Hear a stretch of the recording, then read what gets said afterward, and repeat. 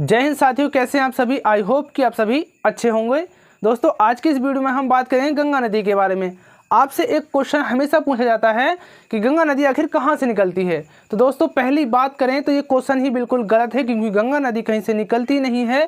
गंगा नदी जो है वो कई सारी नदियों से मिलकर बनती है। और ये रहा दोस्तों, देखो गंगा नदी का जो है स्ट्रक्चर क्या है, कहाँ से निकलती है। और एक इम्पोर्टेंट क्वेश्चन जो कि वीडियो के लास्ट में हम आपको बताएंगे वो ये होगा कि गंगा जल में आखिर कीड़े क्यों नहीं पड़ते हैं। तो देखो दोस्तों, समझेंगे गंगा नदी का जो स्ट्रक्चर है उसको।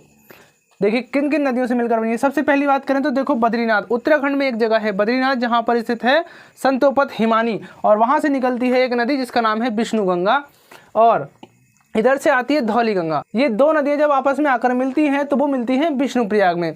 और इम्पोर्टेंट बात यह है कि जब ये विष्णु प्रयाग में आकर मिलती हैं, उसके बाद में जब ये आगे बढ़ती हैं तो ये इनका नाम जो है वो चेंज हो जाता है, तब इस नदी का नाम बन जाता है अलकनंदा। अब यहाँ पर जो है इनका नाम कैसे चेंज होगा, क्योंकि जब हम भूगोल की भाषा में पढ़ते हैं, जब दो नदियाँ एक जगह आकर मिलती हैं तो जो नदी ज़्यादा गहरी होती है उसी नदी के नाम से नदी जो है वो आगे बढ़ती है, ठीक है। लेकिन यहाँ पर जब दोनों नदियों की गहराई जो है एक समान होती है तो वहाँ पर नदी का नाम चेंज हो जाता है। देखिए विष्णु गंगा और धौली गंगा जब आकर मिलती हैं विष्णु प्रयाग में तो इनका नाम जो है वो चेंज हो जाता है, तब ये अलकनंदा के नाम से आगे की ओर बढ़ती है। अलकनंदा जब यहाँ से आगे बढ़ती है तब इसमें एक और नदी आकर मिलती है जिसका नाम है नंदाकिनी नदी।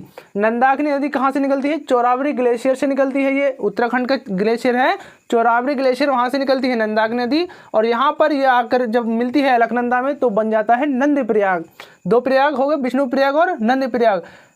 जब नंदाकिनी इसमें आकर मिली तब ये क्या बन गया भैया, नंद प्रयाग। अब ये कहोगे आप कि यहाँ पर तो आपने नाम चेंज कर दिया, अलकनंदा कर दिया था, यहाँ पर नाम क्यों चेंज नहीं हुआ। तो हमने ये बात आपको बता दी पहले ही कि जिस नदी की गहराई ज़्यादा होती है उसी के नाम से नदी आगे बढ़ती है। यहाँ पर अलकनंदा की गहराई ज़्यादा है इसलिए इसको नंदाकिनी के नाम से नहीं, अलकनंदा के ही नाम से जाना जाएगा।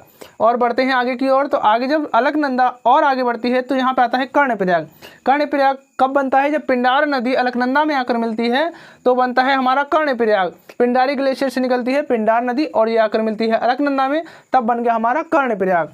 और देखिए कर्णप्रयाग के बाद जब अलकनंदा आगे की ओर बढ़ती है, क्योंकि यहाँ पर अलकनंदा की गहराई ज़्यादा है इसलिए ये नदी अलकनंदा के नाम से ही आगे की ओर बढ़ेगी। आगे बढ़ते हैं, रुद्रप्रयाग आता है। रुद्रप्रयाग देखो कब बनता है, तो उत्तराखंड की एक जगह है केदारनाथ, दुनिया भर में प्रसिद्ध है केदारनाथ मंदिर जो भगवान शिव को समर्पित है। तो देखिए यहाँ से एक नदी आती है जिसका नाम है मंदाकिनी नदी। नंदाकिनी नदी कुछ और थी और मंदाकिनी नदी और है। मंदाकिनी नदी जब आकर मिलती है तो वो मिलती है रुद्रप्रयाग में, ठीक है। देखो चार प्रयाग होगा, विष्णु प्रयाग, नंदी प्रयाग, कर्णप्रयाग और रुद्रप्रयाग। तो देखिए जब रुद्रप्रयाग से नदी आगे की ओर बढ़ती है तो आप कहोगे भाई तुमने यहाँ पर तो नाम चेंज किया, यहाँ पर क्यों चेंज नहीं किया, क्योंकि यहाँ पर भी अलकनंदा की गहराई जो है वो ज़्यादा है, इसलिए यहाँ विष्णु प्रयाग से लेकर देव प्रयाग तक जो है वो अलकनंदा नदी ही आती है, ठीक है। उसके बाद आता है देव प्रयाग। अब देव प्रयाग जो है वो क्या है उसको समझेंगे।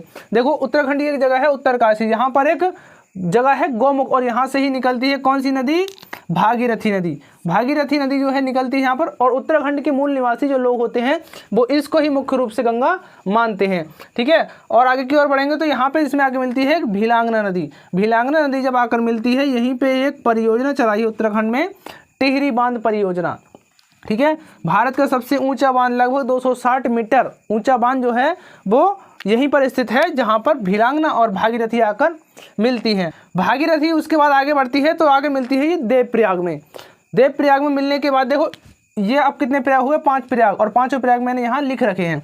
क्या है, देखो विष्णु प्रयाग, नंदी प्रयाग, कर्णप्रयाग, रुद्रप्रयाग और देवप्रयाग। दोस्तों अब बात कर लेते हैं पंचप्रयाग के बारे में। तो हमेशा हमसे पूछा जाता है कि पंचप्रयाग कितने हैं, तो पंचप्रयाग मुख्य रूप से यही है, विष्णु प्रयाग, नंदी प्रयाग, कर्णप्रयाग और रुद्रप्रयाग और देवप्रयाग। इसके बाद देखो देवप्रयाग ये आ गया। देवप्रयाग के बाद में गंगा नदी का निर्माण होता है, उसके बाद में ऋषिकेश, हरिद्वार को होती हुई है अपने मैदानी भागों में प्रवेश कर जाती है, ठीक है दोस्तों। अब बात करें कि गंगा जल में कीड़े क्यों नहीं पड़ते हैं। आप कहोगे ये क्वेश्चन तो आपने बताया नहीं। तो देखिए गंगा जल में जो है एक जीवाणु पाया जाता है जिसका नाम है बैक्टीरियोफेज। बैक्टीरियोफेज जो है एक जीवाणु पाया जाता है जिसके कारण गंगा जल में कीड़े नहीं पड़ते। हम कितने दिन ही अपने घर में रख लें लेकिन कीड़े उसमें नहीं पड़ेंगे। तो दोस्तों गंगा नदी का जो स्ट्रक्चर था वो हमने बता दिया। अगर वीडियो पसंद आई हो तो लाइक शेयर कमेंट जरूर करना, और कमेंट करके ये बताना कि ये जो स्ट्रक्चर है आपको कैसा लगा।